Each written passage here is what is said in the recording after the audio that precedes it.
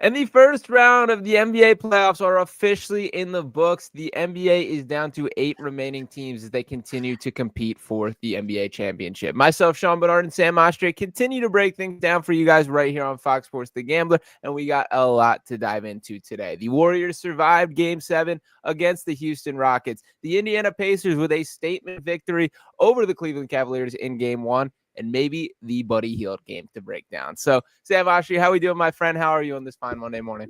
I'm great. Second round. We already had a second round game before the first round was even wrapped up. Interesting scheduling by the NBA there, but great. Another great weekend. Another awesome second round that we should have coming up. So let's get into it.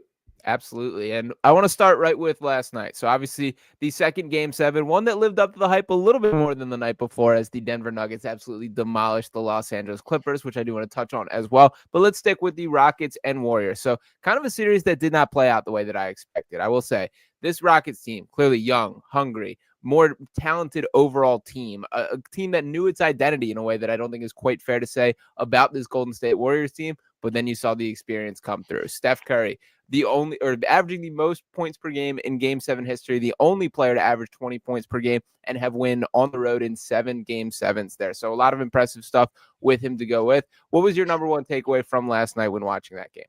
It was the Buddy Hield game. Yep. The Buddy Hield game. His only playoff series before this one was last year with the Sixers. Right. Where he was in and out of the lineup, wasn't playing a bunch, looked like he was scared to shoot the ball half the time. Obviously against the Knicks. And then this is his second series, so he's played a total of 11 playoff games, I believe, or maybe 12, something around that. And he's just phenomenal last night. Like, this was the Buddy Hield game. The 33 points obviously went off, but not only went off, did it when Steph Curry was struggling. Curry started 1 for 7, and then it was only at 3 points to really through the first half, I believe. And then the second half, you saw Curry have a classic Curry game, finished 7 for 9 from the field after that 1 for 7 start. But Buddy Hield is the reason why. He had 9 threes in a Game 7, tied for the most threes in a Game 7 in NBA history. So just a phenomenal game from Buddy Hield, who stepped up, made shots, was locked in defensively too, in a way that you don't usually see from Buddy Hield. And then they lifted Curry, and then when Curry had to do Curry things, he did. And that was really the big takeaway. It was the experience of the Warriors against this inexperienced Rockets group. And we can get to Jalen Green and what this Rockets team might look like next year. But this Rockets team was just an inexperienced group. Not a lot of guys who had playoff minutes. So that's why, like, it was pretty ugly the last two games when the Warriors had that 3-1 lead. Then Game 5 and Game 6 was pretty ugly from the Warriors. So I wasn't super confident. But it's like the experience factor in Game 7 always matters more than the inexperienced Rockets. And Jimmy Butler was great down the stretch too, not just as a scorer, but as a playmaker defensively. And he's been injured too, and he's still doing all this. So it was an impressive Game 7 win from the Warriors.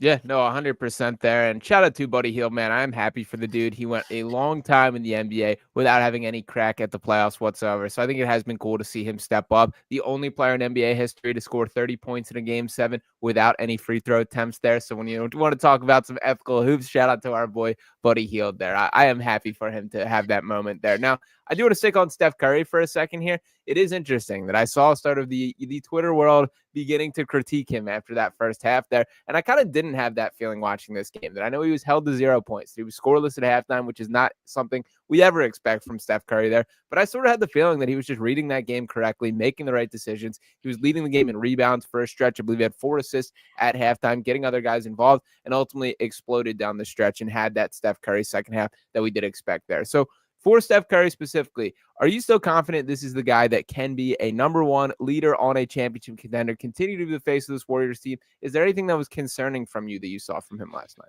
No, I mean, he struggled this series overall. He did. Yeah. But with that said, the biggest caveat is this is the most physical, daunting defensive matchup that he'll face, just in terms of their individual defenders they can throw at him, the doubles they were throwing at him. Ime Udoka got beat by Steve Kerr and Steph Curry in that 2022 finals with the Celtics.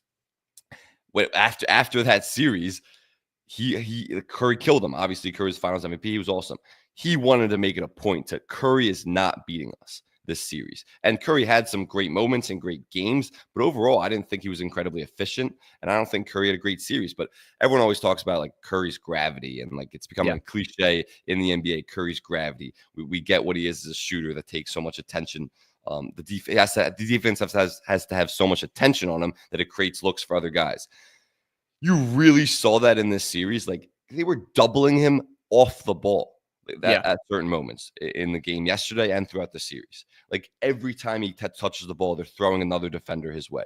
It's like this was just a tough series for Curry because of number one, the scheme that the Rockets threw at him, and also just the individual defenders, Terry Eason, Amen Thompson, Dylan Brooks, all these guys, they're just taking turns and turns on Curry, who are all great physical defenders. So no, I'm not worried about Curry in the slightest. He can have Curry nights, he can have Curry series.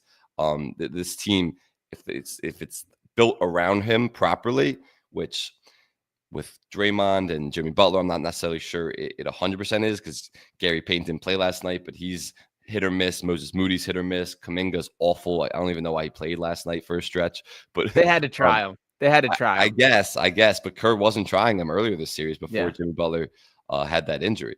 So yes, if a team's built around Curry, 100%, he can still be that guy. Mm-hmm. And I also will give another quick shout out for Steve Kerr. I thought the Kevon Looney rotation mix up was very impactful last night. They needed that additional size, and throwing him, even though it wasn't a ton, I think he played 11 minutes. I do think that made an impact on the game. So Steve Kerr needed to have some sort of shakeup, and he ultimately did respond to that there. Now, we'll look ahead a little bit to the series. They obviously now earn the right to face the Minnesota Timberwolves. Do you have any early feel for if this Warriors team can carry that momentum and take down Ant-Man and company, or will this be the end of the road for this Warriors team?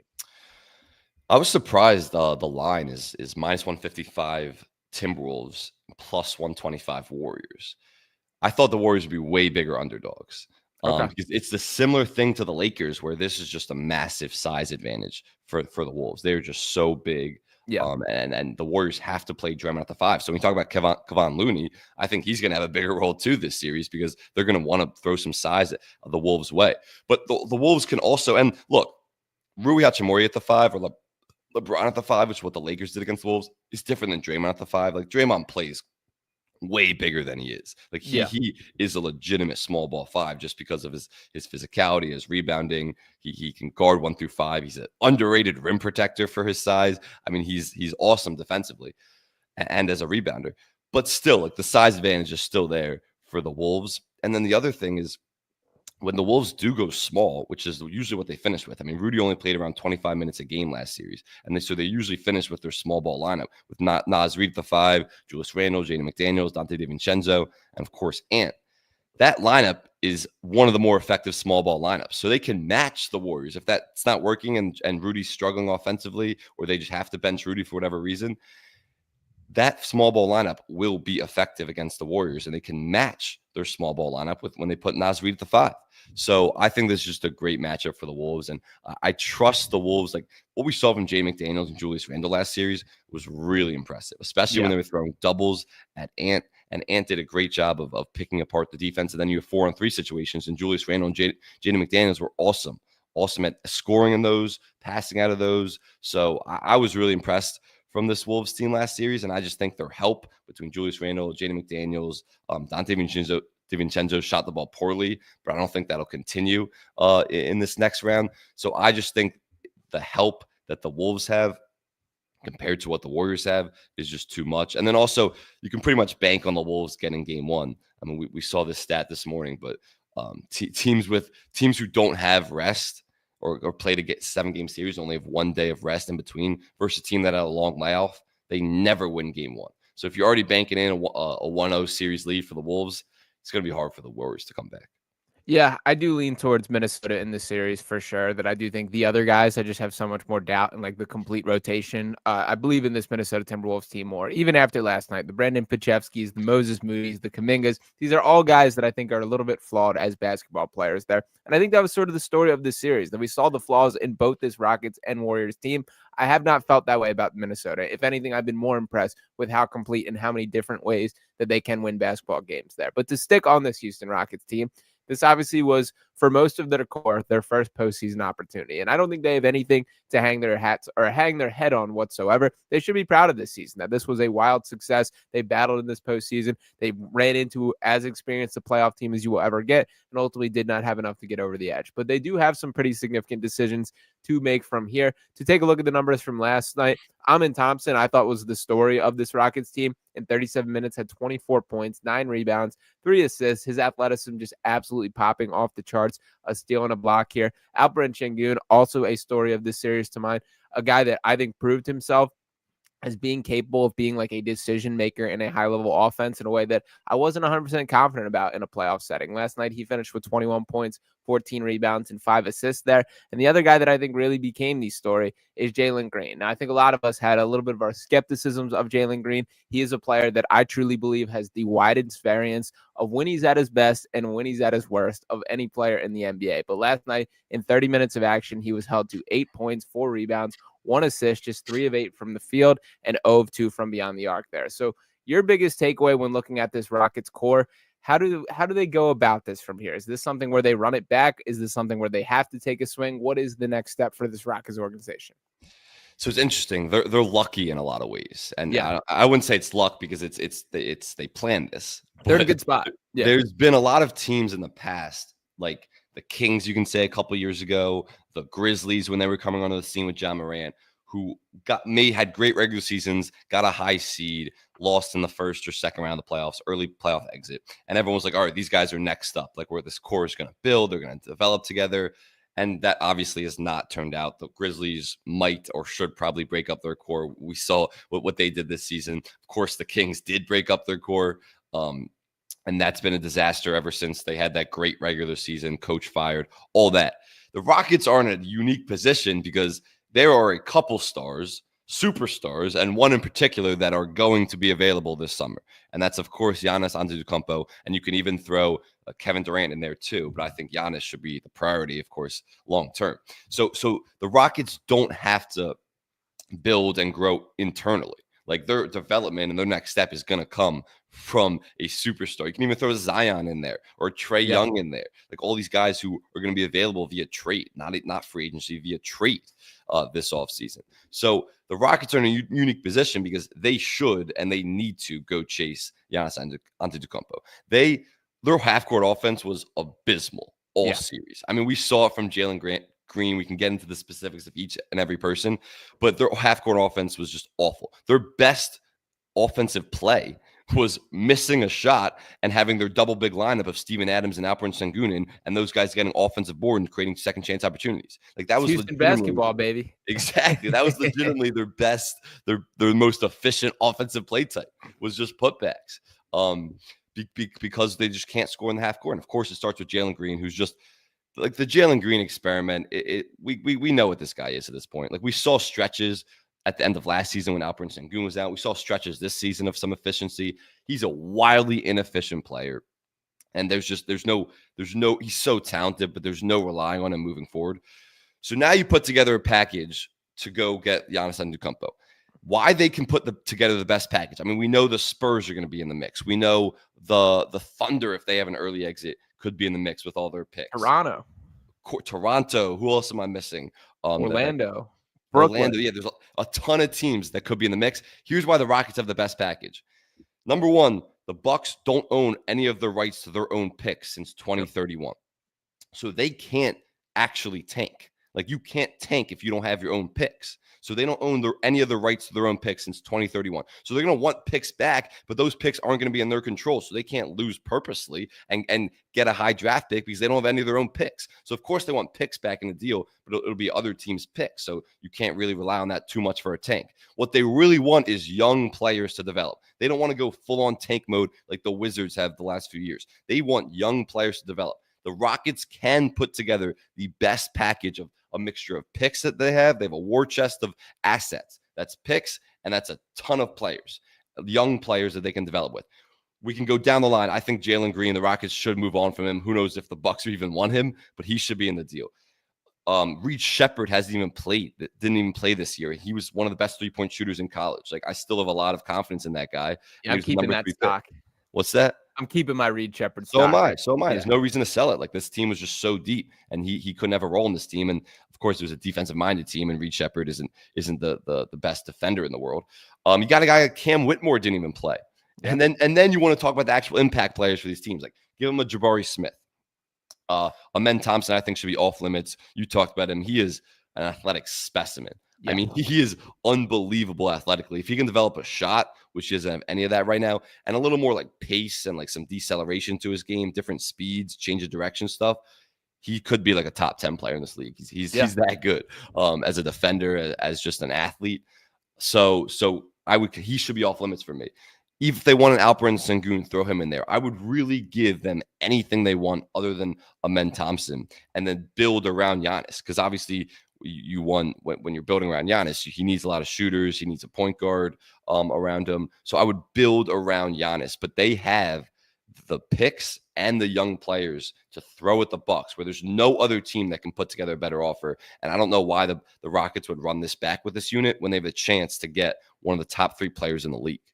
Yeah, definitely. I got a lot of thoughts off this here. For starters, in full agreement, like it is time to take a swing. It is time for them to step up and go get that guy. And I think like it was the right call to wait it out until now, to have like a playoffs where you get this group to go through it before you make that type of decision. But now it is time. And the fact that you have, I even think there's a case to be made that I would prefer Kevin Durant in the setting, just based on stylistically what they need. I get that age is the factor there. And yeah. I mean, look, I don't disagree. Like, I think you can plug and play KD in. Like, if you bring in Giannis, you have to more reinvent the roster. But look, KD is 2 more great seasons in you. Like, you get Giannis, and he only has 2 more years left on his contract. You'd hope that he'd extend. That's another like 7-8 years of contention. All right, quick thought on that. Are you certain of that with Giannis? Do you think, I kind of think there's a chance that this is a guy who like his production falls off the second his athleticism starts to dip? I don't know, but it's not just his athleticism; it's his length, it's his strength. I don't see as that. I didn't see any sign of that this year. I'm not saying he's gonna have a super long prime like LeBron or like a Curry even, or even a KD, but I didn't see any dip in like athleticism or production this year. Yeah, you can make a case that this was his best season ever, which Definitely.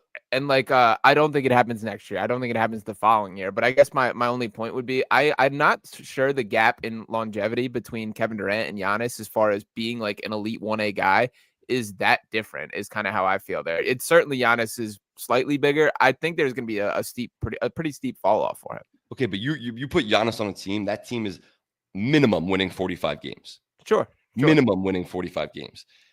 KD was the best player on the team alongside another all-star this year. And you obviously saw the KD needs the right group around him. That team was awful. They didn't even make the play-in this year with KD as the best player and alongside another all-star. And they got Tyus Jones. Like, people thought that was a pretty good roster. People had them coming out of the West. So I think the ceiling with Giannis is just so much higher. And he's also 6 years younger, I believe, 5 years younger. So 31. It's like the ceiling immediately and the runway is so much longer with Giannis.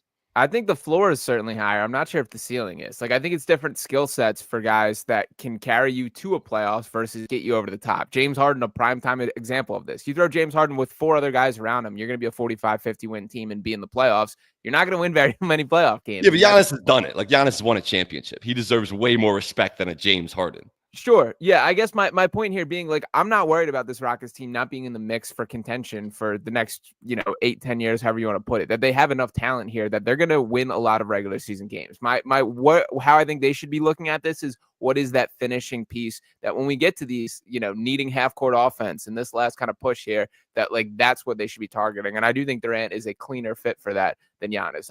Again, you're gonna have to give a lot up to get more if you're getting Giannis, but you're gonna have to give a lot up to get either of these guys. So So if you're saying build with this young core, you have Kevin Durant for a couple of years, but a lot of these pieces that you potentially build with are going to be gone if you're trading for either of these guys.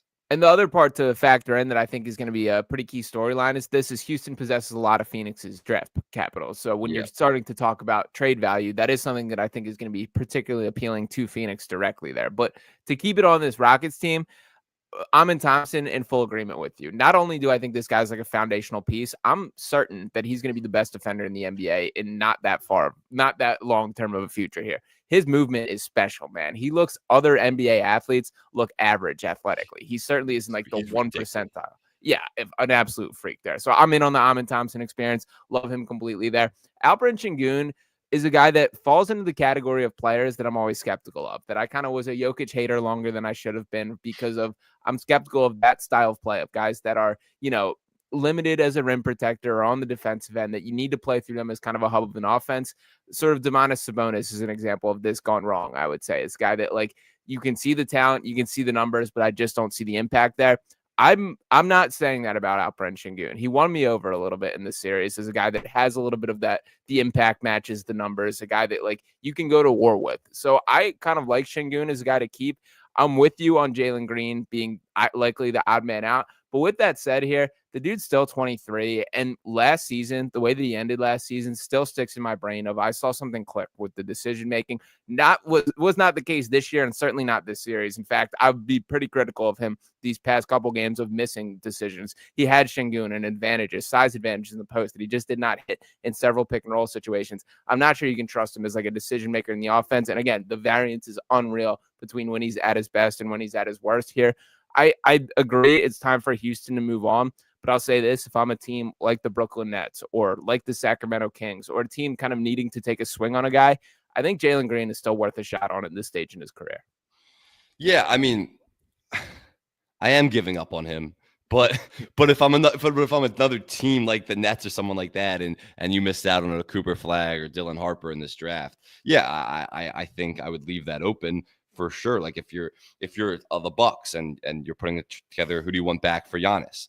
I would take a Jalen Green and see how he grows and develops. But it's just like he's such a tease because he does have these stretches of like 2 months where he's averaging like almost 30 a game, and it's like a relatively efficient 30. And he's getting to the free throw line. And he's like doing all these things, and then he just goes on the next 2 months. He'll shoot like 32% from the field.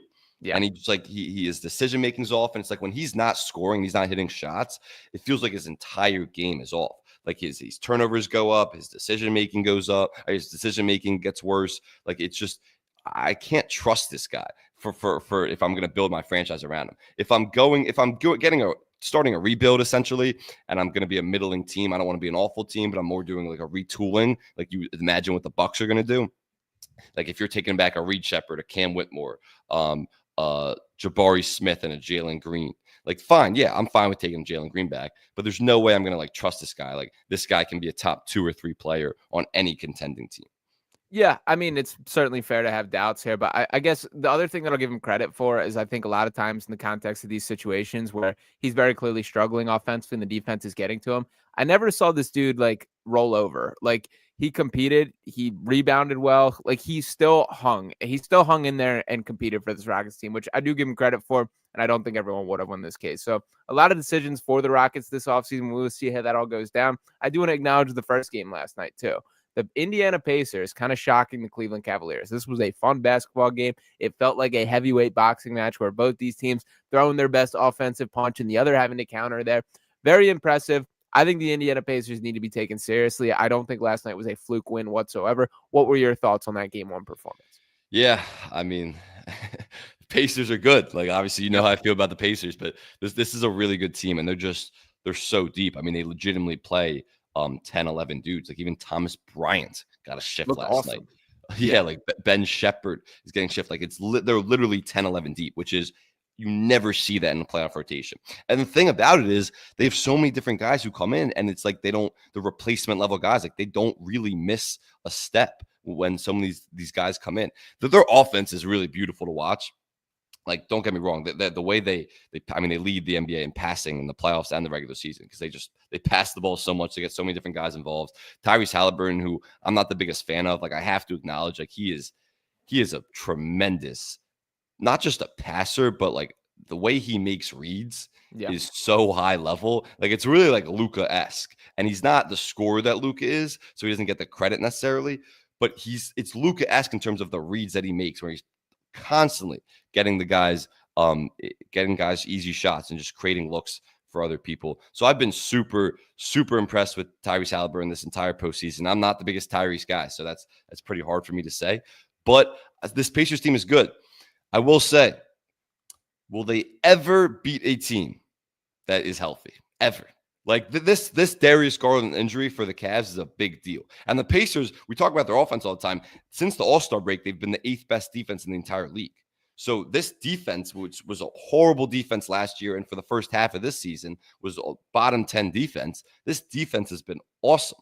But when you play a Cavs team that's missing Darius Garland and Ty Jerome has to play like 30 minutes, which just isn't his role. He's more of like a 15 to 20 minute guy.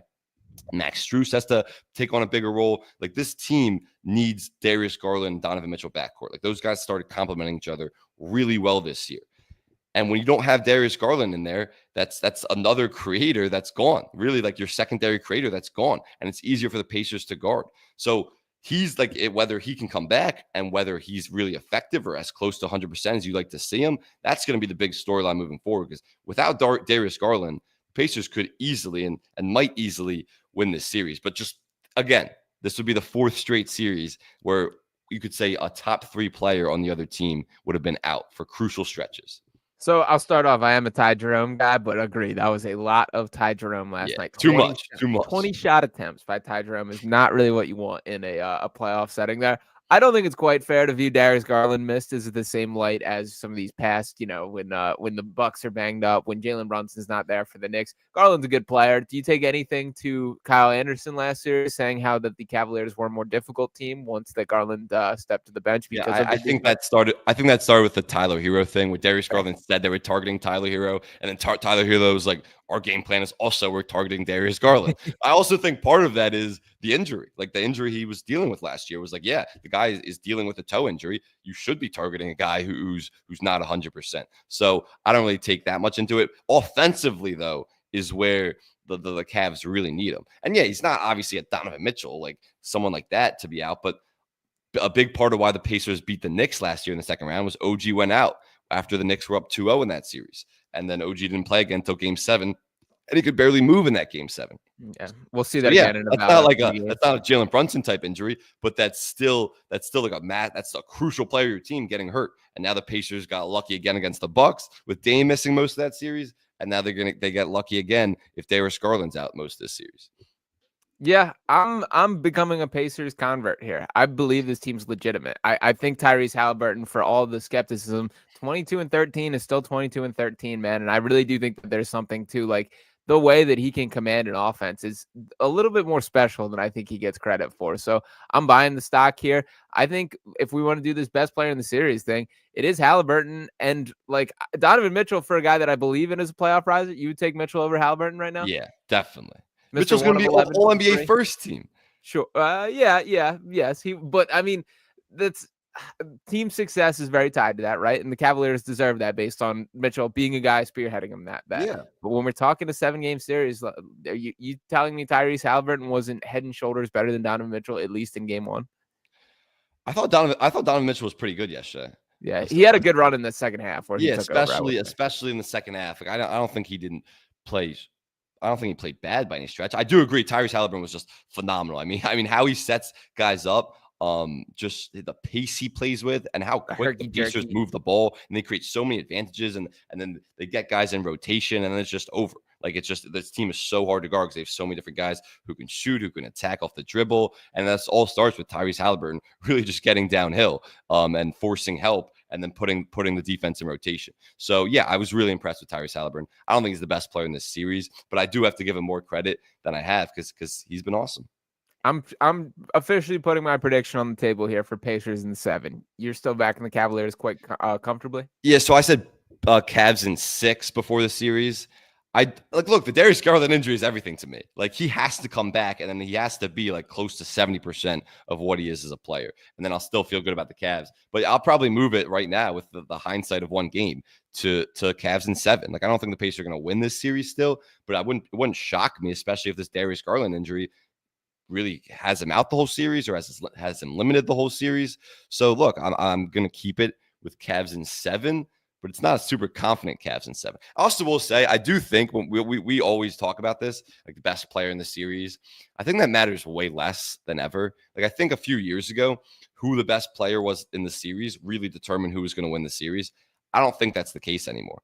Like I don't, God bless you as you're sneezing over there. I don't think that matters as much anymore. I really think it's like the 2 through 5, your bench, your depth. Like there are no weak links on these teams because the talent in the NBA is as high as it's ever been, and there's no weak links offensively, at least on these teams. So it's not the best player in the series. Like, your best player in the series is going to perform. Usually it's what's 2 through 5 going to do. How's your supporting cast going to step up? And we saw that in the Wolves series against the Lakers. We've seen that in the Nuggets Clippers series. Like Jokic was awesome, sure, but his supporting cast also stepped up down the stretch. So I think it's really less about best player, more about role players, or not even role players, but your supporting cast contributing in a playoff series. Yeah, no, you're absolutely right about that being more true than ever. And I will say allergies currently holding a larger series advantage over me than any of That these time of teams in year. the That playoffs. time Yeah, of year. absolutely kicking my butt. But nonetheless, we keep fighting through this here. Let's talk a little bit about tonight's game. So the second round is now in full swing. Now the first rounds are in the books. We have 2 games of action tonight, the New York Knicks and Boston Celtics, which we do have to touch on. That tipping off at 7:05. And then the Denver Nuggets and Oklahoma City Thunder at 9:35 tonight. So I want to start off right in the Eastern Conference here. Celtics versus Knicks. Where's your head at, Sam Oshtry? My head is probably not where yours is, where it's going to be a sweep. Yep. Going back between 5 and 6. I think it's going to be Celtics and 5. I just don't give. I can't give the Cavs a chance here, or excuse me, the Knicks a chance here. And part of it is because what we saw from the Magic in this series was really impressive in the sense that they limited the Celtics 3-point attempts. That was their entire goal. Like during the regular season, the Celtics shot 48 threes per game, which was crazy. 7 more than the second highest volume 3-point team. And they made 17.8 per game. That was the most in NBA history. So we know the Celtics shoot and make a ton of threes. Against the Magic, the Celtics only attempted 31 threes per game and made 11. That is way down from the regular season averages. And the Magic did that successfully by limiting the threes. And how they did that was they didn't overhelp on the drives. Like the Celtics generate their threes through dribble drive and kick and all that stuff.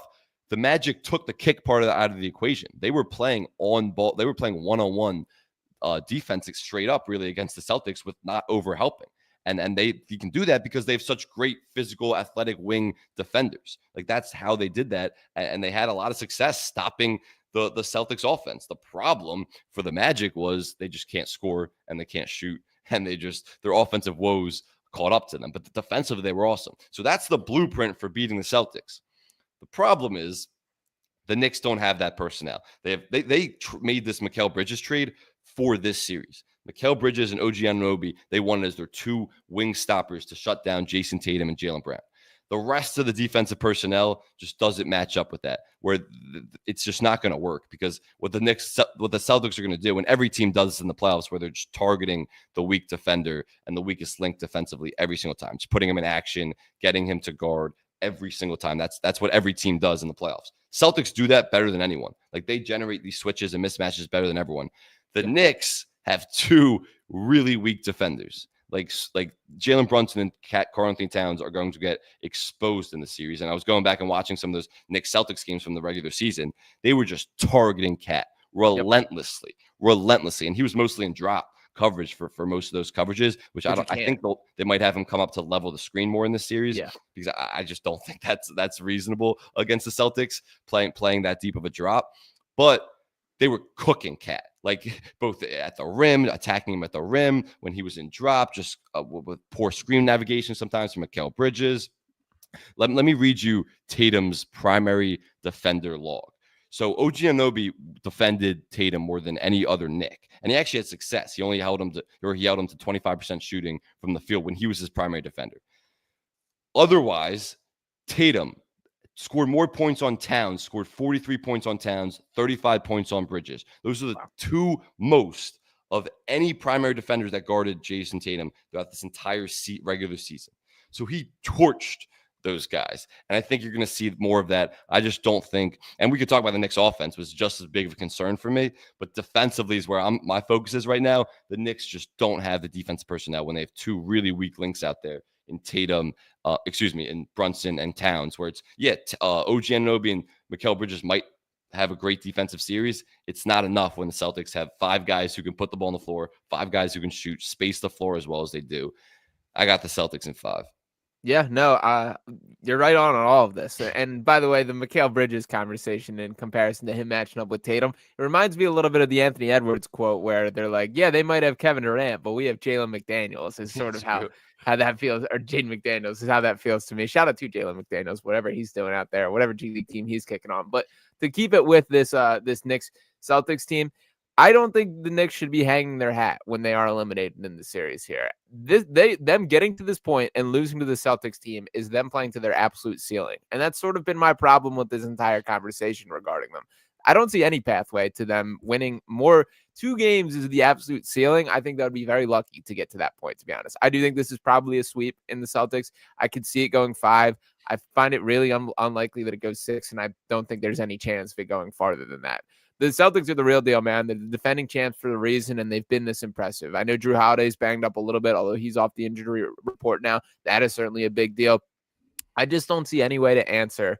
Like, is it even the Jalen Brunson heroics and him doing his thing, if he is going to be the most clutch guy and stand out in the series, it's going to be a lot of trading 2-pointers for 3-pointers in a way that I don't think translates. And I forgot to hit on this point with the Warriors and Rockets. Just looking at the 3-point numbers last night, the Warriors shot 18 of 43 from beyond the 3-point line. The Rockets were 6 of 18. In today's NBA, you're just not going to stick with teams like that. And I sort of see that playing out in this Knicks Celtics series as well. Think about that with the Warriors Rockets. The Warriors made 18 3-pointers. The Rockets only attempted the same number there. I do think there's going to be a pretty significant discrepancy here. I do think they need to make a clear effort to get Karl-Anthony Towns launching from the perimeter. That's something that I don't think they've done a good enough job of all year. And I think they definitely need to lean on in the series. But yeah, I think if you're a Knicks fan right now, you should be as concerned as possible about this series. Yeah, and it's offensively too for the Knicks. Like, it's their offense was really disappointing, and I've talked about it all year, where it's like Mikal Bridges has been completely underutilized, and he had some great games and moments, including that pick putback in Game 6 that really launched the Knicks run. And everyone talks about Jalen Brunson's buzzer beater, which was unbelievable, but that putback by Mikal Bridges off a missed Brunson midi, that was a huge reason. Maybe the biggest reason why the Knicks won that game. So he's had some moments, and he had some good games last series and throughout the season, but his best moments were without Brunson, where he had the ball in his hands more, and they ran way more actions for him, way more high ball screens, way more handoffs, zoom actions, all that stuff that I'm saying, why is Thibs not running when Brunson's on the floor? Like, Mikal Bridges has been completely underutilized this entire postseason and this entire season. So from that perspective, from the perspective of Josh Hart can't shoot the ball very well. And when he's hanging out on the perimeter, you saw the Pistons do this where they really just sucked it and were helping, even when they were doubling on Towns. When Hart's man was doubling off Towns, they were throwing 2 defenders at Brunson, heavy help on Brunson's drives. Like, you don't really have to guard Hart when he's on the perimeter because he's just not a good shooter. The Celtics will do that too. Like, Brunson just has such a huge workload. They ran way less pick and pop and pick and rolls between Cat and Brunson in that first series. I'm not sure why, but compared to the regular season numbers, compared to that first series against the Pistons, the pick and roll numbers were way down. Hopefully they get back to that. But this offense is just too one-dimensional. And everyone talks about the Celtics defense the offense over the last 2 seasons, but their defense has been almost just as good. Like, the Celtics are a phenomenal defense. Now Drew Holiday's coming back, and he legitimately can guard 1 through 5. Like, you will see him match up against certain centers. Probably. Yeah, and he'll be back. He missed the last 3 games against the Magic with a hamstring injury, but you assume he'll be back to close to as healthy as possible. So this Celtics defense is going to be able to stop this one-dimensional Knicks offense, and I don't see a way the Knicks are going to keep up and score enough with the Celtics. So unless the only really scenario to me is Kristaps gets an injury in Game 2, he has to miss the rest of the series. Drew Holiday is laboring. Maybe Jaylen Brown's knee starts bothering him again, and the Celtics just go cold. Like, they just have multiple games where they shoot like 30% from 3, and they're just not making their shots, even though they're going to be generating a lot of open looks against this Knicks defense. That's really the only scenario where this is a competitive series, and I could see it being pushed to like a 6 or 7. Otherwise, I think the Celtics roll. Yeah, no, I'm 100% with you there. And there is the old phrase of live by the three, die by the three. But boy, this Celtics team has been living for quite some time with this tactic. And I don't think I see this stopping against this Knicks team. Let's hit on the second game tonight. And then I do want to hit you with a big picture question, too. So, Nuggets versus Thunder, the first game of game two, or first game one of series two here. We've mentioned the stats about how difficult it is for teams coming off of game seven. Do want a quick hit on that, just absolute dominance before we touch on this game, actually. So, the Denver Nuggets just going in and absolutely rolling in game seven. I did flip throughout that series, believing the Nuggets is kind of seeing a little bit of that James Harden look, and it certainly showed up in game seven there, but I did not expect it to go quite like that. So your quick takeaways on game seven before we dive into tonight's matchup. That was pathetic effort in the third quarter from the Clippers. Yeah. I mean, for a game seven, like a game seven, I mean, some of their closeouts were incredibly poor. The rotations, you would think it was like game 82 in the regular season, a team just trying to look to get for the playoffs, not a game seven to advance to the second round. I mean, it was defensively a team that had been so good defensively. It was just the rotations were slow. They were off. Their closeouts, their rebounding effort. It's like they weren't boxing guys out. It was just like an effort thing. To me, it just looked like an effort thing, which was just shocking to see from a Ty Lue coach group, who I think is as good of a coach that exists in the NBA right now, from a team that was the defensive tenacity all year is really what got them to the point that they were at. And Jeff Van Gundy did an awesome job coordinating that defense. They never showed any signs of showing poor effort, but they did, especially in that third quarter, in that second half against the Nuggets. I don't know if they were old and aging, and I'll let you touch on James Harden, and then we can have the James Harden discussion.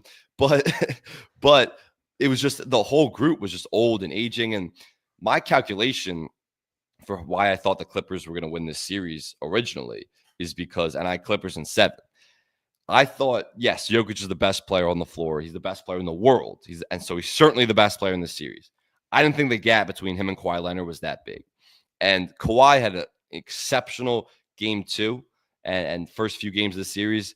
That wasn't a top 5 player in the league, Kawhi, that we saw the last 3 or 4 games. And I don't think he was hurt by any means. I don't think he would have been tired or fatigued because he only played 37 regular season games. And down the stretch of the season, he looked like an all NBA level player. But that just wasn't in terms of his touches, his efficiency, getting to his spots, his elevation, getting to the rim and getting to the free throw line. He wasn't doing as well those last few games. It just wasn't the Kawhi Leonard that I was expecting as a top 5 player in the league. And I think that's a big reason why the Clippers lost this series. Yeah, to hit on the James Harden conversation here. I mean, I don't want to be a James Harden hater. I do think that really you don't want to be. I think you actually relish in it. No, I do think the guy gets a worse reputation than he overall deserves. But what I will say is we should know the James Harden experience at this point. That guy's going to get you to the playoffs. He'll win you 45, 50 games. He'll put you in the spot. But what you do from there is your business, man. And that's exactly what we saw from James Harden. Beyond just like the struggle shooting, I can live with that from a player. There's going to be makes, there's going to be misses. The disinterest that he shows on the court is what is maddening to me. He shot 2 for 8 from the field in game 7. 8 field goal attempts for James Harden is unacceptable. He had 3 field goal attempts at halftime in game 6. That just can't happen when your entire game is leveraging your scoring to open up the entire playbook as a passer, being, the step back 3 that he can get to. It's still maddening to me. He has zero sense of mid-range game that I thought in game 7, it was crystal clear again. Like the shot selection is either the 3-point shot or getting to the rim, which he's doing at a way less rate than ever before here. When you don't have that in-between game, the playoffs is where that gets put on full display. I don't know. I don't think James Harden can ever escape the loser label, man. I don't think there's ever going to be a team better equipped to sort of survive his ups and downs than this specific Clippers team. I don't know what you do if you're the Clippers from here. I know James Harden certainly wants to be back and have retire as a Clipper or whatever. He played phenomenal throughout the entire regular season. We can't overlook that either. But boy, as we've mentioned with a lot of these guys, the flaws as a basketball player get put up pretty clearly when the bright lights of the playoffs show up. Yeah, I always think about, and it stems back to the Rockets days, but I always think about the Sixers Celtics series when he was phenomenal in the first few games of that series. And then the Sixers are up 3-2, and game 6 and game 7, he was just awful. And like you said, it's the disinterest in scoring. There is him coming off screens yesterday, and of course when he was on the Sixers and some of those big playoff games, he's not looking to score. He is not in attack mode. He was a great passer, right? He had like 13 assists yesterday. So he's a phenomenal at getting guys involved, and he's become a way better passer over the latter part of his career, really. But he's just so disinterested in scoring. It's like he doesn't look to score coming off screens in these games. And there's such a big difference when you watch him throughout the regular season or watch him in other moments. There's a huge difference when he's coming off screens looking to score and coming off screens with no interest in scoring. Like it is obvious to every viewing eye. And it's not even like a secret anymore or a discussion. I don't know any James Harden defenders. I haven't seen anybody defend him. I think it's an accepted thing that in big moments, in big playoff moments, he is a guy that's going to become a little disinterested as a scorer. And he's not going to be as prolific as a scorer as he typically can be. And I don't know what it is, if it's a mental thing in those moments, if it's something just gets in his head and tells himself to just tune off and like stop trying to score. Lord knows what it is. No one has figured it out. Everyone and their mother has said it. I'm sure coaches have addressed it with him. You would hope his trainers would address it with him. People in his life. It's just at this point, there's no turning back. It's just this is the James Harden experience. But the reason why I thought the Clippers were going to win is because we talked about this. I asked you, like, are you concerned about James Harden? And my whole point was, I think James Harden can have those nights, but I'm so confident in Kawhi Leonard right now playing at all NBA level. I'm confident in Norman Powell. And I thought Derrick Jones was going to have a better series. I thought their help around Harden was so much better. You were going to have to rely on him so you could overcome some of those 8-point performances where he's disinterested as a scorer and strictly looking to pass. I thought that was going to be okay. I was wrong about that because Kawhi did not play at the all NBA level I expected. And now the question is, like you said, where do you go from here? Because this was the Clippers' best chance to contend. They got a tough draw in the first round, sure, against the best player in the world in Jokic. But they obviously weren't going to make a deep playoff run anyway. But this was their best chance. You had a healthy Kawhi Leonard in the playoffs for the first time. First time he finished a season healthy, excluding the bubble, since 2019 when he won a championship with the Raptors. So excluding the bubble, he'd finished every other season hurt. Now he finished the season healthy. You had a healthy Kawhi Leonard in this playoffs. And you lose in the first round. This team's only getting older. Kawhi's only getting older. And this really only worked for Kawhi because he sat out the first 3 or 4 months of the regular season and only played 37 games and got his legs back, got his explosiveness back, his comfortability. And that's why he was playing an all NBA level down the stretch of the season. That's obviously, I don't know how you replicate that next season. It's going to be really difficult. So I can't trust his health moving forward. And this team's only getting older. So I don't know where they go from here, but this was the Clippers' best chance. And it seems like a blown opportunity.